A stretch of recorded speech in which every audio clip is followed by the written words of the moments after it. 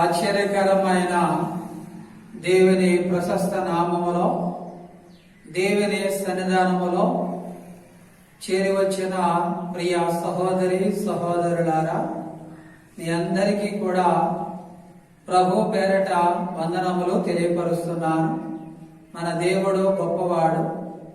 ఆయన ఉన్నతమైన ప్రణాళిక చెప్పున మనందరినీ కూడా గడిచిన కాలమంతా కూడా ఆయన రెక్కల చాటున కాచి కాపాడి పెంచి పోషించి బలపరిచి మరలా మే మాసం 4వ ఆదివారం 23వ తారీఖు మరి ఉదయం 10 గంటల సమయంలో మరొకసారి మీ కుటుంబాల్లో మీ గృహాల్లో ఈ యూట్యూబ్ లైవ్ కార్యక్రమం ద్వారా మరి ఆదివారం ఆరాధన కార్యక్రమాన్ని మీరందరూ కూడా వీక్షించాలని ప్రేమతో మీకు మనం చేస్తూ ఉన్నాం.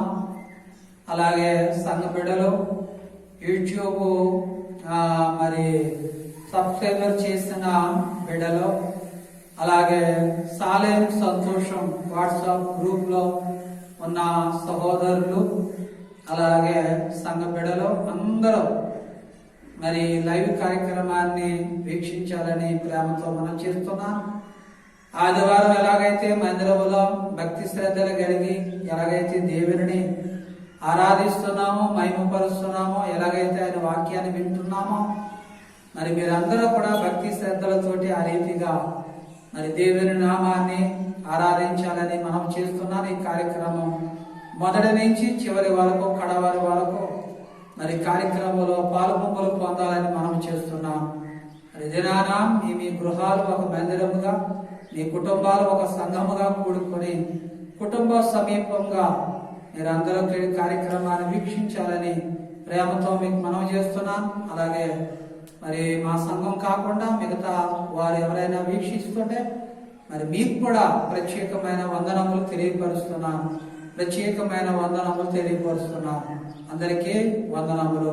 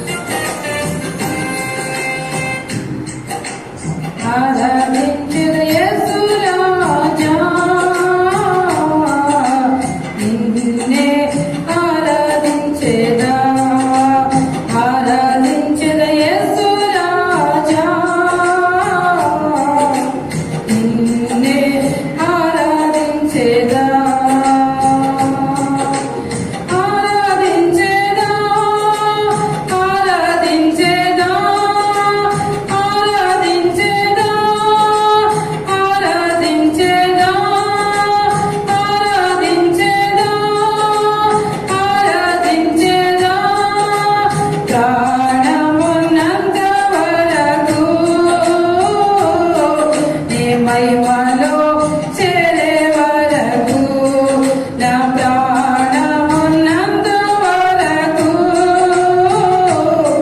నీ మహిమలో చేరే వరకు ప్రేమించే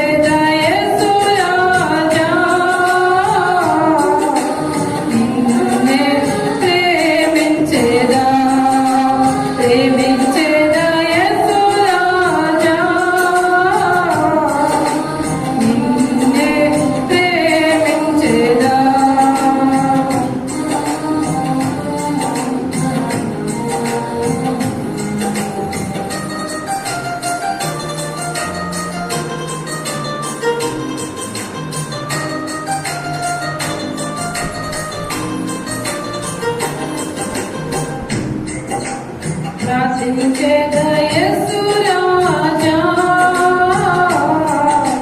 నిన్నే ప్రార్థించేదా ప్రార్థించేదా యేసు రాజా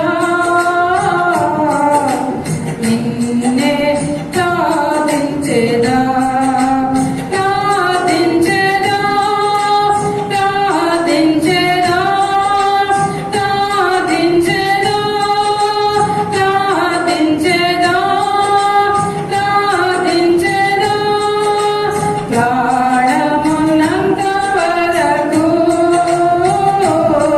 నీ మహిమలో చేరే వరకు నా ప్రాణమున్నంత వరకు నీ మహిమలో చేరే వరకు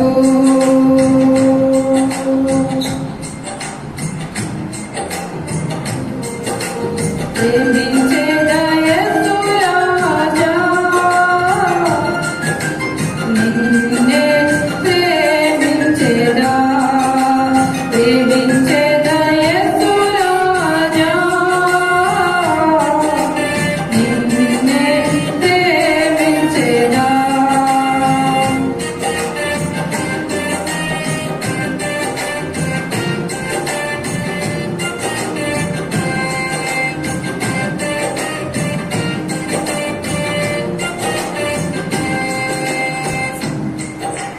సేవించేదా యేసు రాజా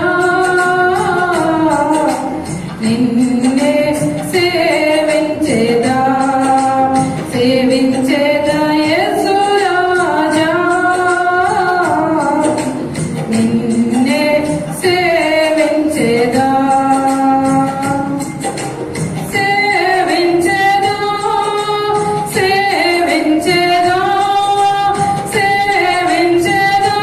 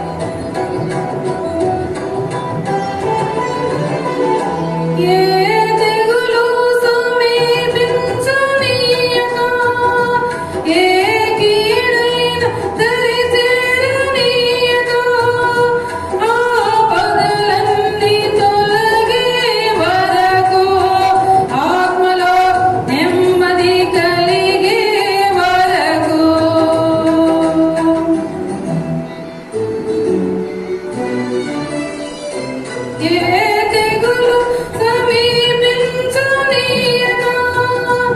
ఏ కీడైన దరి చేరనీయగా, ఆపదలన్నీ తొలగే వరకు, ఆత్మలో నెమ్మది కలిగే వరకు, నా భారము మోసి బాసటగా నిలచి ఆదరించువాడా,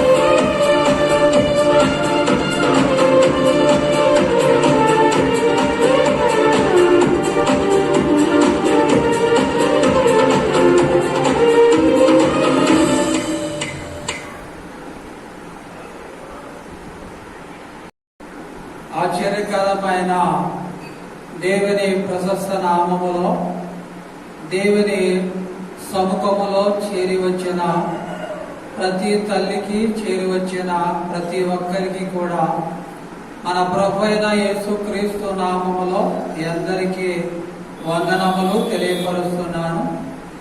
మన దేవుడు గొప్పవాడు. ఆయన మన పట్ల ఉన్నతమైన ప్రణాళిక కలిగి ఉన్నాడు.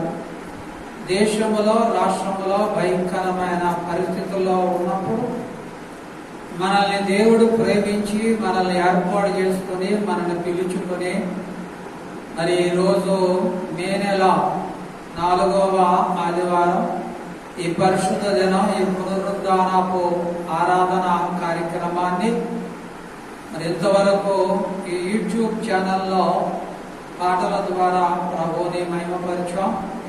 మరి సమయంలో దేవుని వాక్యాన్ని, కొద్ది నిమిషాల వాక్య భాగాన్ని విందాం.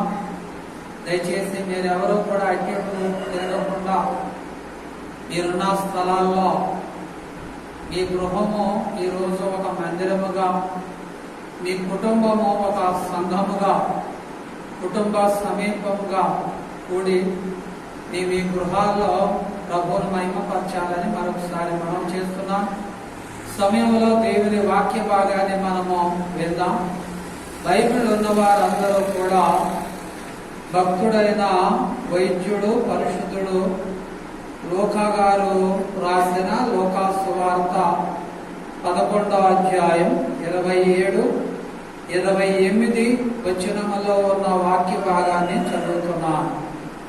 ఆయన ఈ మాటలు చెప్పుచుండగా ఆ జన సమూహములో ఉన్న ఒక స్త్రీ ఆయనను చూచి, నిన్ను మోసిన గర్భమును, నీవు కుడిచిన స్తనములను ధన్యములైనవని కేకలు వేసి చెప్పగా, ఆయన అవును గాని దేవుని వాక్యము విని దానిని గైకొన వారు మరీ ధన్యులని చెప్పెను అని వాక్య భాగంలో లూకా సువార్త 11వ అధ్యాయం 27, 28 వచనాల్లో ఉన్న వాక్యములో ఈ మాటలు, చదవబడిన మాటలు బైబిల్లో కనపడుతూ ఉన్నాయి. ఈరోజు ఈ 2 వచనాలను దేవుడు మనకు ఏర్పాటు చేశాడు కనుక ఈ 2 వచనాల్లో ఉన్న ధ్యాన అంశాన్ని జాగ్రత్తగా దేవుని వాక్యాన్ని మనము ధ్యానించుకుందాం. దీంట్లో ఈ 2 వచనాల్లో మనకు ఒక మాట కనపడుతుంది. అదేమిటంటే ధన్యులు అనే మాట కనపడుతుంది.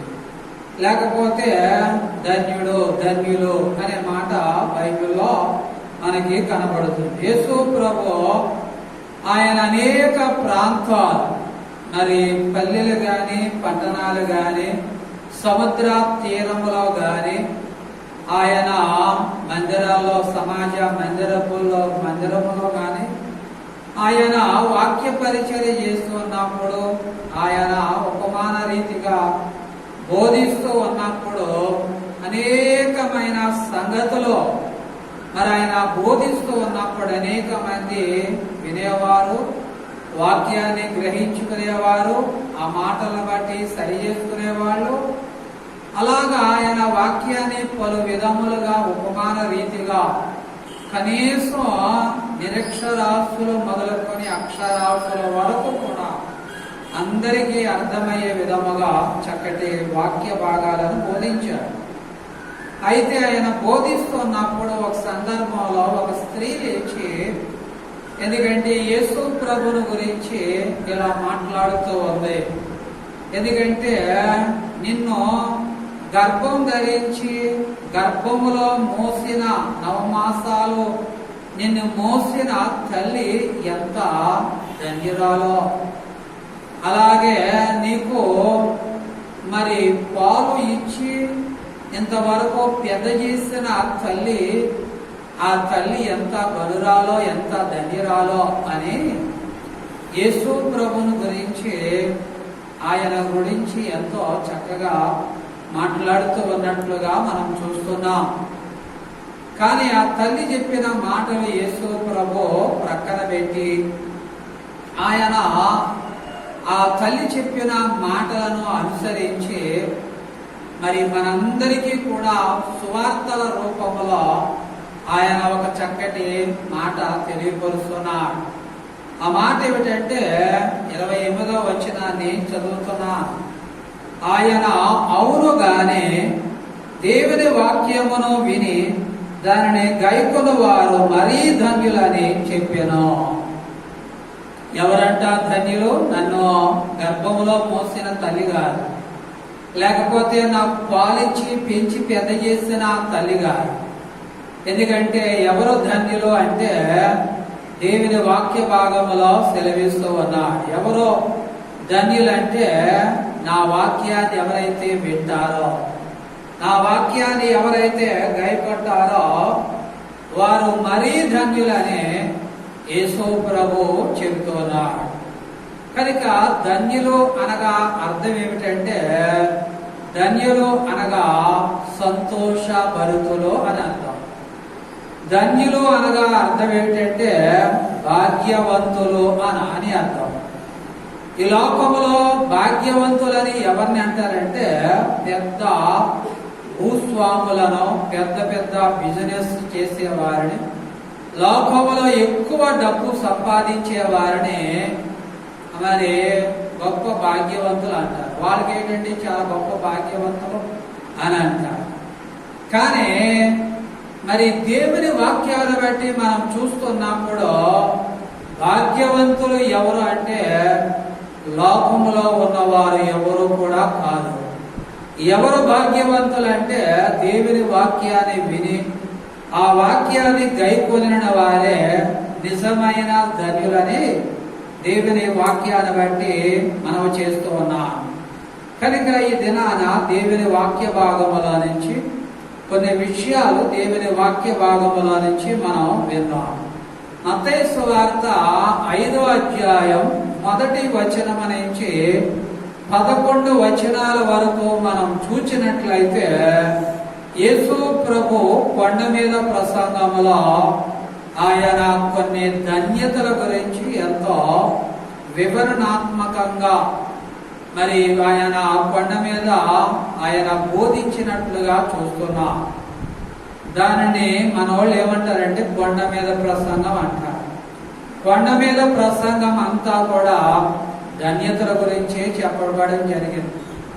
కనుక ఈ రోజున యేసు ప్రభు మొట్టమొదట కొండ మీద ప్రసంగంలో ధన్యతల గురించి ఎందుకు చెప్పాడంటే, ఈ రోజున ప్రభువుని అంగీకరించిన ప్రతి ఒక్కరూ కూడా, నీవు నేను సంఘములో చేర్చబడిన ప్రతి వారు కూడా ధన్యులుగా ధన్యురాలుగా ఉండాలని ఆయన ఉద్దేశం, ఆయన సంకల్పం, ఆయన ఒక చక్కటి ప్రణాళిక కలిగి ఉన్నట్లుగా మనం చూస్తున్నాం.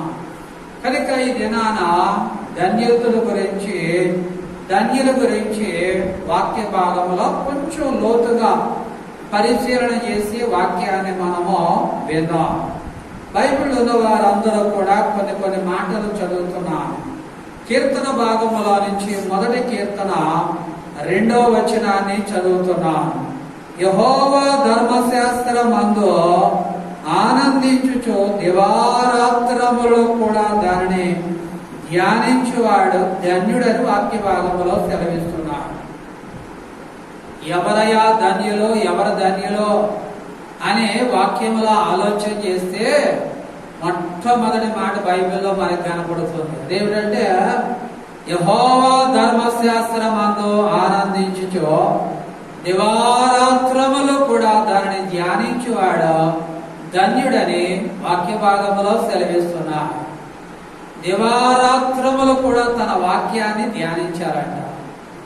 మరి యోహాను సువార్త 1వ అధ్యాయం 4 వచనాల్లో ఆదియందు వాక్యం ఉండెనో, వాక్యం దేవుని యొద్ద ఉండెనో, ఆ వాక్యమే దేవుడై ఉండెనో అని బైబిల్లో కనపడుతుంది. కనుక ధర్మశాస్త్రము అనగా వాక్యము, దేవుని వాక్యాన్ని, దేవుని మాటలను మనం ఏం చేయాలి? దివారాత్రములు కూడా దాని వాక్యాన్ని ధ్యానించేవాడు ధన్యుడని వాక్య భాగములో సెలవిస్తున్నాడు. కనుక దివారాత్రములు కూడా దేవుని వాక్యాన్ని ధ్యానించాలి. ఆయన వాక్యాన్ని చదవాలి. ఆయన వాక్యాన్ని మనం ధ్యానించాలి. ఆయన వాక్యాన్ని మనం ఆలోచన చేసుకోవాలి. ఆ వాక్యాన్ని చదివి విన్న వాక్యాన్ని మనం ఏం చేయాలంటే గైకొనాలి. అప్పుడు ధన్యులనగా అర్థం ఏంటి? సంతోష భరితులు. ధన్యులనగా అర్థం ఏంటంటే భాగ్యవంతులు. దివారాత్రములు కూడా దేవుని వాక్యాన్ని ధ్యానించిన వాడు ధన్యుడంటే, ఈ రోజున ఎవరైతే దేవుని వాక్యాన్ని చదువుతున్నారో, ఎవరైతే దేవుని వాక్యాన్ని వింటున్నారో, ఎవరైతే దేవుని వాక్యానుసారంగా జీవిస్తూ ఉన్నారో వారందరూ కూడా భూమి మీద ఉన్న వారి అందరికంటే భాగ్యవంతులని దేవుని వాక్యాన్ని బట్టి మనం చేస్తూ ఉన్నాం. కనుక యేసు ప్రభు చెబుతున్నారు, ఎవరైతే నా వాక్యాన్ని వింటారో, నా వాక్యాన్ని ఎవరైతే గైకొంటారో వారే ధన్యులని యేసు ప్రభు చెప్పిన మాటను బట్టి ఈ రోజు వాక్యాన్ని మనం వింటున్నాం. రెండో మాటను చదువుకుందాం. కీర్తన భాగముల నుంచి 32వ కీర్తన మొదటి వచనాన్ని చదువుతున్నాం. తన అతిక్రమములకు పరిహారము నొందినవాడు, తన పాపములకు ప్రాయశ్చిత్తము నొందినవాడు ధన్యుడు అని బైబిల్లో రాయబడి ఉన్నది. 32వ కీర్తన మొదటి వచనములో చూస్తున్నప్పుడు ఆ మాట కనపడుతూ ఉంది.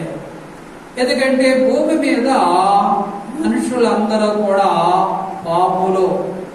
ఎందుకంటే యేసు ప్రభు ఒక్కడ మాత్రమే ఆయన మరి సమాజ మందిరములో రాజులు, ప్రధానులు, అధిపతులు, రాజుల ఎదుట నా యేసు ప్రభు ఒక్కడ మాత్రమే సవాల్ చేసి మాట్లాడాడు. నాలో పాపం ఉన్నదని మీలో ఎవడైనా స్థాపించగలడా అని యేసు ప్రభు ఒక్కడ మాత్రమే సవాల్ చేసినవాడు. అంటే భూమి మీద పుట్టిన వారిలో పాపం ఉన్నది. పాపము చేయడం, ఎందుకంటే పాపానికి ఏం చేయాలంటే ప్రాయశ్చిత్తం మనం ఏం చేయాలంటే చేసిన వాడే ధన్యుడని వాక్య భాగంలో సెలవిస్తున్నారు. కనుక మరి పాత నిబంధన కాలంలో ఎవరైనా వ్యభిచారం చేస్తే ఏం చేసేవారు? మోషే ధర్మశాస్త్ర ప్రకారం ఏం చేసేవారంటే రాళ్లతో కొట్టి చంపేసేవారు. అంటే వ్యభిచారం చేసింది కనుక రాళ్లతో కొట్టి ఏం చేస్తారంటే ఆ పాపానికి ప్రాయశ్చిత్తం మనుషులందరూ కూడా చేసేసేవారు. రాళ్లతో కొట్టి ఏం చేసేవారు? చంపేసేవారు. కనుక పాత నిబంధన కాలంలో అది మోషే ధర్మశాస్త్రం. కానీ యేసు ప్రభు దగ్గరికి వచ్చిన తర్వాత పాపానికి ప్రాయశ్చిత్తం ఏమిటంటే దేవుని వాక్య భాగములో పాపాన్ని ఆయన పాదముల దగ్గర ఒప్పుకొని విడిచిపెట్టడమే పాపానికి ప్రాయశ్చిత్తం. అందుకే యోహాను సువార్త 8వ అధ్యాయములో వ్యభిచారం చేస్తున్న స్త్రీని యేసు ప్రభు దగ్గరికి తీసుకుని వచ్చారు. అందరూ కూడా తలకు రాయి పట్టుకుని మోషే ధర్మశాస్త్ర ప్రకారం ఏమి వ్యభిచారం చేస్తూ ఉండగా పట్టుకుని వచ్చాం, చావగొడుతున్నాం అని చెప్పారు. యేసు ప్రభు బోధ కూడా నీ తీర్పు ఏమిటి అని అడిగినప్పుడు ఆయన ఒక మాట చెప్పాడు, మీలో పాపం లేనివాడు మొదట రాయి వేయమన్నాడు. అందరిలో పాపం ఉన్నది ఎవరో ఆమెను శిక్షించలేదు. యేసు ప్రభు అడుగుతున్నాడు, అమ్మా నీకు ఎవరు కూడా శిక్ష విధించలేదా అని అడిగినప్పుడు ఆమె చెప్తుంది, ప్రభువా నాకెవరు కూడా శిక్ష విధించలేదు. యేసు ప్రభు అంటున్నాడు, ఇక పాపము చేయగో అని. అక్కడ స్త్రీకి పాపము నుంచి విడుదల కలగజేసినట్లుగా మనం చూస్తున్నాం. కనుక ఈరోజు పాపానికి ప్రాయశ్చిత్తం చేసుకోవాలి. ప్రాయశ్చిత్తం అనగా మన దగ్గర మనలో ఉన్న ప్రతి పాపాన్ని కూడా ఆయన దగ్గర ఒప్పుకొని మనం ఏం చేసుకోవాలంటే మన పాపంలో నుంచి విడుదల రావాలి. చాలా మంది పాపాన్ని కప్పుకుంటారు. కప్పుకోవడం ద్వారా ఫలితం ఏముండదో కానీ ఒప్పుకోవడం ద్వారా నీవు ధన్యుడు అవుతావు. నీవు ఈ లోకంలో భాగ్యవంతుడు అవుతావు. ఎంతటి ఘోర పాపినైనా సరే ఆయన క్షమించగలిగిన సమర్థుడిగా బైబిల్లో చూస్తున్నాం. గడిచిన ఏప్రిల్ నెలలో మరి ఆ సిలువ ధ్యానాల్లో మనము యేసు ప్రభు సిలువ వేస్తున్న సమయంలో కుడివైపునున్న దొంగ అప్పటికప్పుడే మారు మనసు పోతాడు. యేసు ప్రభుతో అంటున్నాడు, కుడివైపునున్న దొంగ ఏమని అంటున్నాడు, ప్రభువా ఎందుకంటే నీ రాజ్యం వచ్చినప్పుడు నన్ను జ్ఞాపకం చేసుకోవా అని అడుగుతున్నాడు. అప్పుడు యేసు ప్రభు అంటున్నాడు, నేడే నీవు నాతో కూడా పరదేశంలో ఉందని వాక్యంలో సెలవిస్తున్నాడు.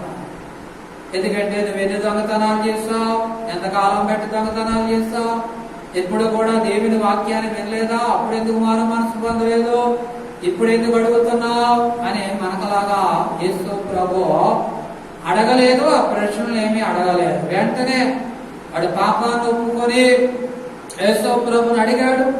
అడిగిన వెంటనే యేసు ప్రభు అన్నాడు, నేడే ఇప్పుడే నేడే నువ్వు నాతో కూడా పరదేశంలో ఉందని ఆజ్ఞాపించినట్లుగా మనం చూస్తున్నాం. ఎందుకంటే కలువరి సిలువలో వేలాడుతూ ఉన్న నా యేసు ప్రభు ఆఖరు క్షణంలో కూడా ఒకడికి ధన్యతుడయ్యే భాగ్యాన్ని ప్రసాదించినట్లుగా చూస్తున్నాం. తన పాపమునకు ప్రాయశ్చిత్తము నొందిన వాడు ధన్యుడని వాక్య భాగములో సెలవిస్తూ ఉన్నాడు.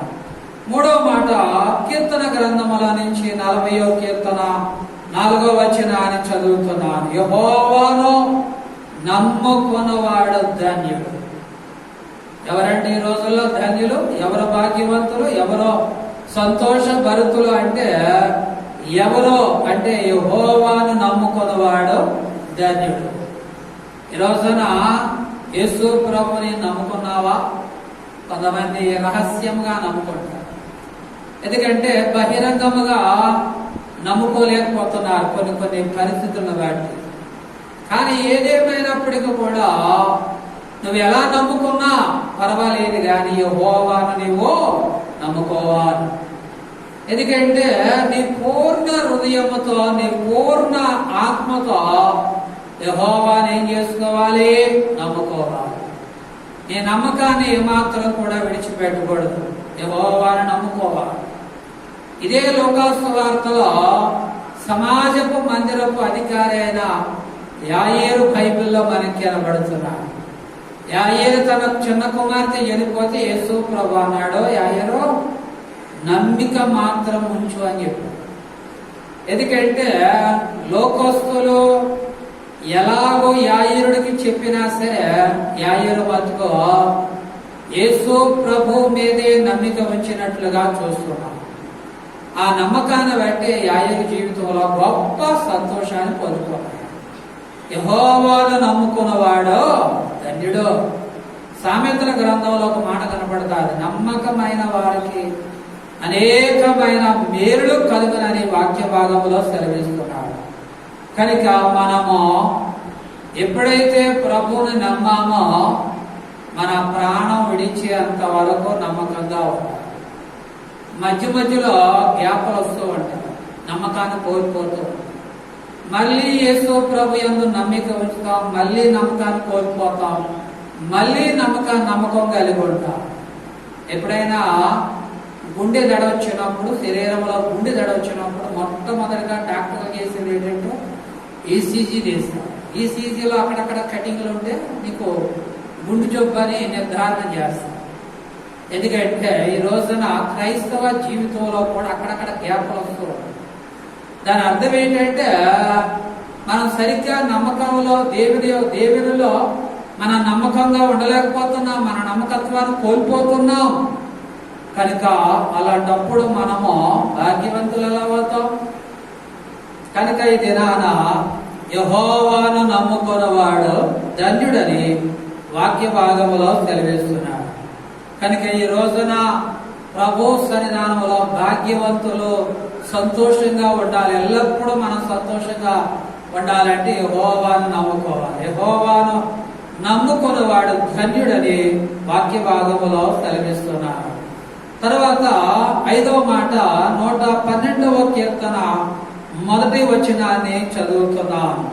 యెహోవాను స్తుతించుడి, యెహోవా యందు భయభక్తులు గలవాడు, ఆయన ఆజ్ఞలు బట్టి అధికముగా ఆనందించువాడు ధన్యుడని వాక్య భాగములో సెలవిస్తూ ఉన్నాడు.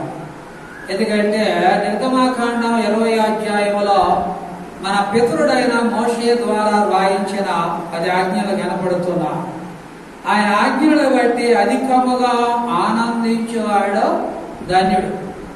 సాధారణంగా ఈనాటి క్రైస్తవులు ఆ ఆజ్ఞలను బట్టి భయపడతారు. ఆజ్ఞలను బట్టి సంతోషించేవాడు ఒకరు ఇద్దరు, మిగతా అంతమంది కూడా ఆజ్ఞలను బట్టి ఏం చేస్తారంటే బాధపడుతూ ఉంటారు. ఎందుకు బాధపడతారంటే దేవుని వాక్య భాగములో ఆ 10 ఆజ్ఞలు కూడా అంత కఠినంగా ఉంటారు. అందుని బట్టి బాధపడతారు. ఎందుకంటే సంతోషంగా ఉండలేదు.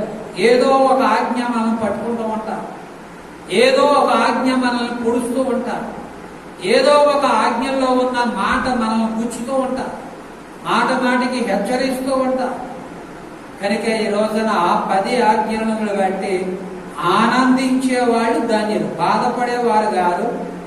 ఎందుకంటే ఆనందించేవారు ధన్యులు. కనుక 10 ఆజ్ఞలు కూడా జాగ్రత్తగా గైకోండి. 10 ఆజ్ఞలు కూడా జాగ్రత్తగా గైకోనండి.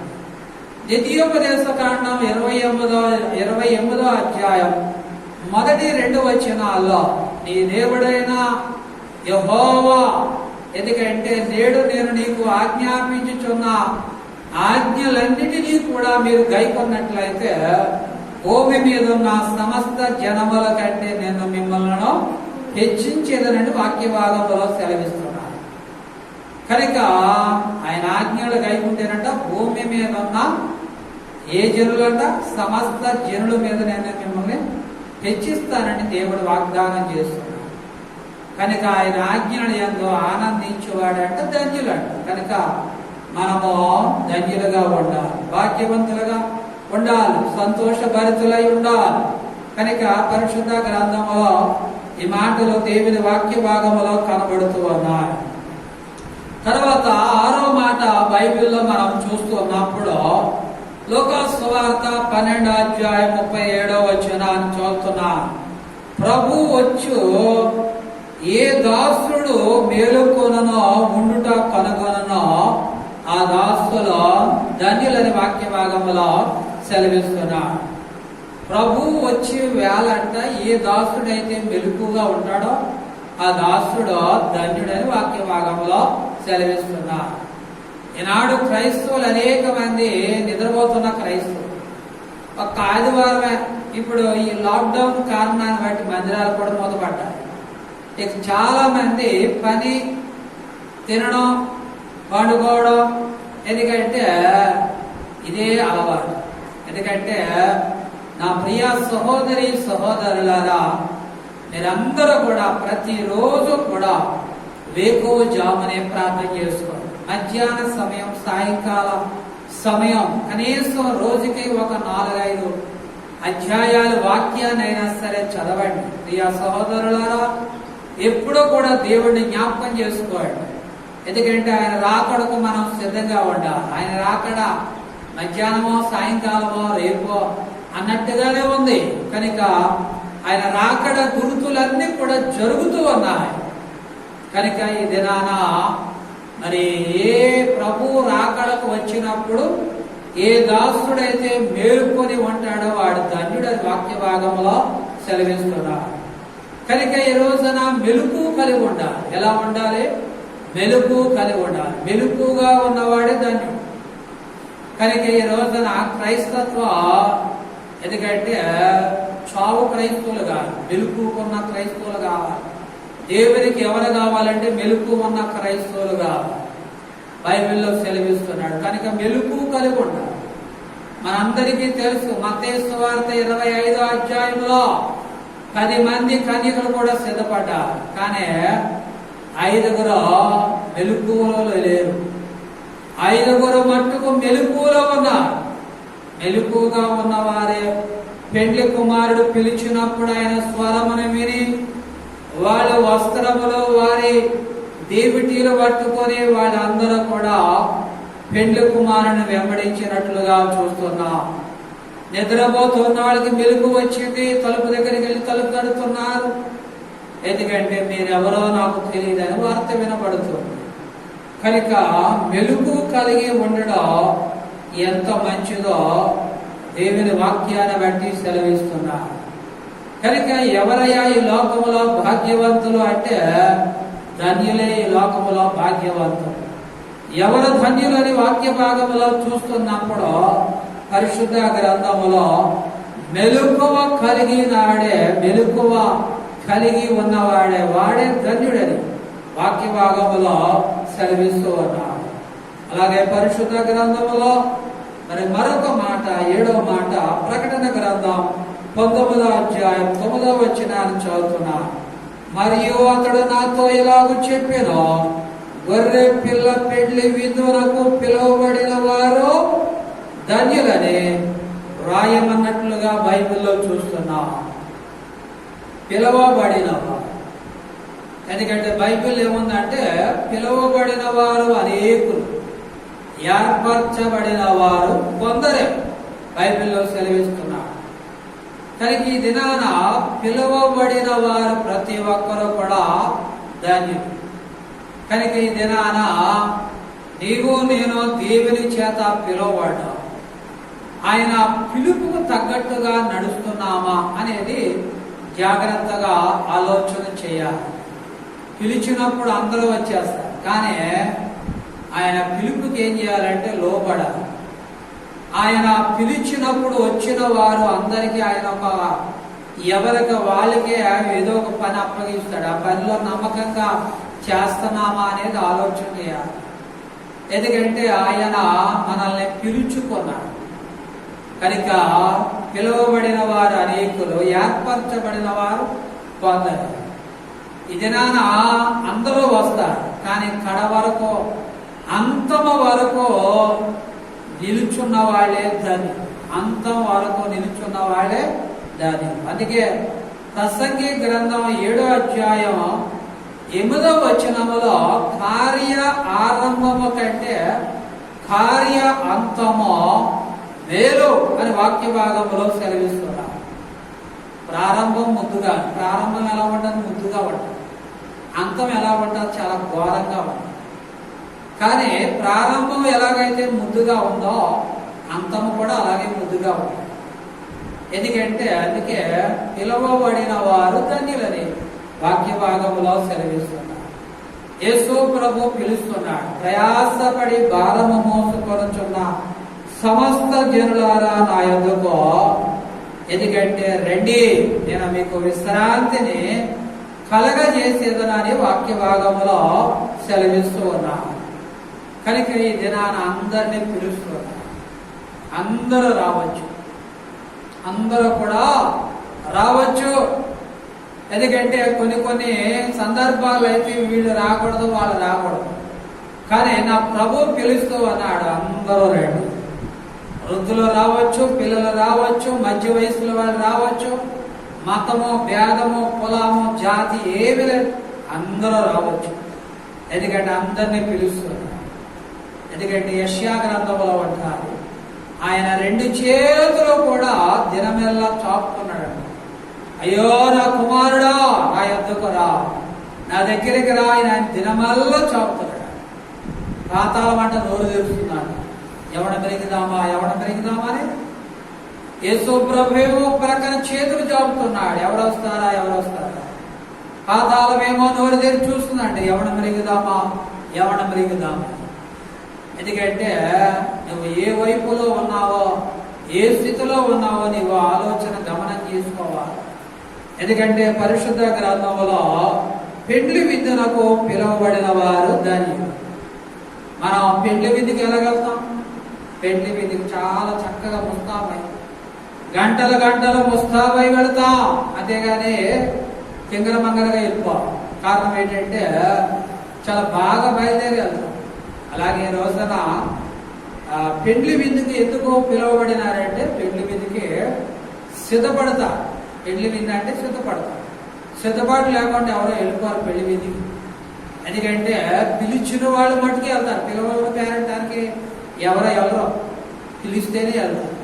కనుక ఈ రోజున నేను పిలుస్తున్నాను, నా ప్రియా కుమారుడా, నా ప్రియా కుమార్తె, నా సహోదరుడా అని పిలుస్తున్నాడు. కనుక ఈ రోజున ఆయన నేను పిలుస్తున్నాడు. ఎన్నే పేరు పెట్టి పిలుస్తున్నాడో కనుక నీవు ఆయన చెంతకి ఏం చేయాలంటే రావాలి. బైబిల్లో సెలవిస్తున్నాడు. అందుకే పెండ్లి విందులకు పిలువబడిన వారు ధన్యులు అని రాయమన్నట్లుగా బైబిల్లో మనం చూస్తున్నాం. 8వ మాట సామెతల గ్రంథం 29వ అధ్యాయం 18వ వచనాన్ని బైబిల్లో చదువుతున్నప్పుడు, దేవోక్తి లేని ఎడల జనులు పట్టులేక తిరుగుదురు, ధర్మశాస్త్రమును అనుసరించిన వాడు ధన్యుడు. మనం ఏం చేయాలి? అనుసరించాలి. ఎందుకంటే అనుసరించడం మంచిది. చాలా మంది చెప్తారు కానీ అనుసరించి నడవాలి. అనుసరించి నడిచిన వారే ధన్యుడు. ఇప్పుడు మన రైలు బండి ఉంటుంది, పట్టాలను అనుసరించి వెళ్తాం, అప్పుడే రైలు క్షేమంగా వెళ్తాం. అలాగే ఈ రోజున మరి యోహాను సువార్త 10వ అధ్యాయంలో గొర్రెలు ఏం చేస్తాయంటే కాపరి స్వరమును విని అనుసరిస్తాయి. ఎందుకంటే ఈ దినాన్ని కూడా మనము కూడా మన ప్రభు అయిన యేసు క్రీస్తుని ఏం చేయాలంటే మనం అనుసరించి ఏం చేయాలంటే నడవాలి, అనుసరించి వెళ్ళాలి, ఆయన అనుసరించాలి. అందుకే యేసు వైపు చూస్తూ మన పరువు పందెమును ఏం చేయాలి? కడముట్టించాలి. ఎవరి వైపు చూడకూడదు. ఎవరిని అనుసరించాలి మనము? యేసు ప్రభు. ఎవరి వైపు చూడాలి మనము? యేసు వైపు. యేసు వైపునే మనం చూడాలి. కనుక ఈ దినాన పరిశుద్ధ గ్రంథములో యేసుని మనం ఏం చేయాలంటే అనుసరించి నడవాలి. యేసును అనుసరించి నడవాలి. దేవుడు అప్పుడు మన జీవితంలో గొప్ప కార్యాలు, ఆశ్చర్యకరమైన కార్యాలు ఏం చేస్తాడంటే ప్రభు జరిగిస్తాడు. కనుక ఈ రోజున ధన్యులు. యేసు ప్రభు దగ్గరికి ఒక స్త్రీ వచ్చి కేకలు వేస్తాడు, ప్రభువా నువ్వు నిన్ను మోసిన గర్భం, నీకు పాలిచ్చిన స్తనములు ఎంతో ధన్యతమని పొగుడుతూ యేసు ప్రభు పొగడతలన్నీ కూడా వెనకబెట్టి ప్రక్కన పెట్టి, ఎవరైతే నా వాక్యాన్ని గైకొంటారో, నా మాటలు విని నా వాక్యాన్ని గైకొంటారో వారే ధన్యులని చెప్పినట్లుగా చూస్తుంది. కనుక ఈ దినాన ఎవరైతే ఆయన వాక్యాన్ని విని గైకొంటారో వారే ధన్యులని సెలవిస్తుంది. కనుక ఈ రోజున ఈ వాక్యాన్ని వింటున్న ప్రియ సహోదరి సహోదరులారా, మీరందరూ కూడా మంచి ధన్యులుగా, ప్రభుకి మెచ్చుకునే విధముగా ధన్యులుగా ఉండాలని ప్రభు పేరిట మీ అందరికీ మనం చేస్తున్నాం.